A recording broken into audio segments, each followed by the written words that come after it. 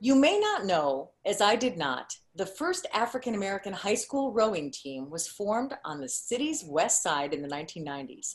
The amazing story of the Manly High School rowing team and how they defied the odds. Joining us now is one of the rowers from the team, Arshay Cooper, who served as captain of the team and went on to write their story in his memoir, which has been re-released as A Most Beautiful Thing, a newly released documentary that we'll be looking for coming up soon. Thank you, Arshay, for being with us today on Community Connection, and so excited to share your story because it's so relevant, especially in what's going on in our world right now and in Chicago especially. So thanks for being here. Why was it so important for you to step outside your comfort zone? And how did you become part of this rowing team when your school had nothing like this? Yeah, at first, when I walked into the lunchroom and saw the boat, I was in shock. I was like, what is that? And it was beautiful. And when I stopped and stared, this lady came and she said, would you like to be a part of the crew team? And I'm like, crew? In Chicago at that time, if anyone asks you to join their crew, you run, right? And so I'm like, what are you talking about? And when I looked at the TV monitor, I saw nothing but white people rowing. And I said, no, it's not for me. And I walked away. And eventually, they had free pizza. And I was like, okay, all right, I can go for the pizza. And this guy just gave this amazing speech about the power of water and the power of rowing. And at that moment, immediately, if you joined the team, you would be traveling. You would build a brotherhood, right? And you would just get a chance to leave the neighborhood for a while. And those were all the things that were missing and that I wanted in my life. And so right away, I was like, you know what, I'm going to give it a shot. And it wasn't until later that we really learned that we were making history. Well, how were you able to recruit other members to be on the crew? Yeah, honestly, it was the out-of-town trips. And then once we also made the Chicago Tribune, people was like, this is legit, And so, people came coming out, but they also seen like there were different guys from different gangs in different neighborhoods. And we didn't get along at first. And it was awkward and there were a couple of fights. But the moment we was pushed out to open water, and for the first time, because we had to be tough, we saw fear in each other. And then survival mode kicked in and we said, you know what, to get back to this dock, we have to pull for each other. And when you do that, you have to just kind of be quiet and listen. And we started pulling for each other, and you hear from the coach, right? Sit tall, breathe, you belong here. You have a right to be here. You're powerful, you're resilient, and start speaking on his life into us. And we see the downtown view. And a lot of us never even been downtown until we was 15, 16 years old.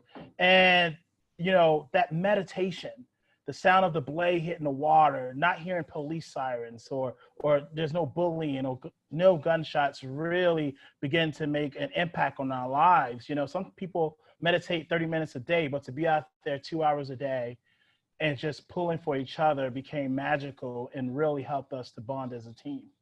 So it was very transformative, not just the physical sense, but the whole mindfulness and the cohesiveness that you created as a team. Yes, absolutely. And that was something we wanted to experience every day. And plus, it's hard work, it's labor, right? You're laboring for 2 hours and you're so exhausted and you're like, I don't want to fight anybody. We were just leaning on each other, right? And so we was exhausted at the end of the day, and we took those long bus rides home, right? And it was just us and we only knew each other. So those were the times that those conversations started about who we are and a little bit about our lives. And then, those conversations build a strong bond as well. So there weren't walls. It was kind of a team building experience. And you guys have remained a team. Let's talk about what compelled you to write your memoir. Yeah, I think that, we all grew up really hard, tough lives. Some of my mothers were, was on drugs and we witnessed gunshots almost every night. We experienced a lot growing up, and 20 years later, right, when we had our reunion, after a coach passed away, we realized a lot of these young people, it always kind of knew, are living in the same conditions that we lived in, that nothing really changed. And so So we wanted to give our roadmap, and that's what I wrote about. I wanted to tell the young people how I made it through, how hard it was for me, the hardship I went through, and how strong I was. And so I wanted to get that story out to the world. And I also want to talk about the power of access and opportunity for others who can give, who can volunteer, and so they can hear our stories as well. And to serve as a role model too, because you're talking a huge disparity between most of the rowing teams around the country. You're talking white affluence versus marginalized Black America, Black Chicago. And so the doors that were opened and the opportunities that were created were unprecedented. Yes, absolutely. And it was the power also of the entrepreneurship program that was tied into the rowing program. It was rowing and entrepreneurship. And we sat in the class every week learning how to talk, how to shake each other's hand, how to start a business, learning about the marketplace, learning what resources the neighborhood needed, right? And so 90% of our team now are entrepreneurs.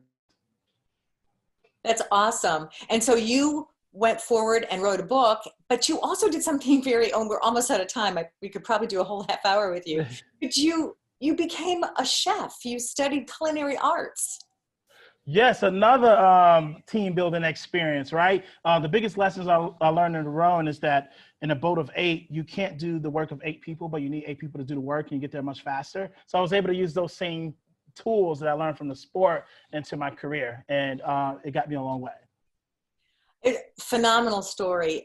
We encourage everyone to look. September 1, you hit Peacock streaming live or streaming, and then also Amazon in October to look for A Most Beautiful Thing and hear the story.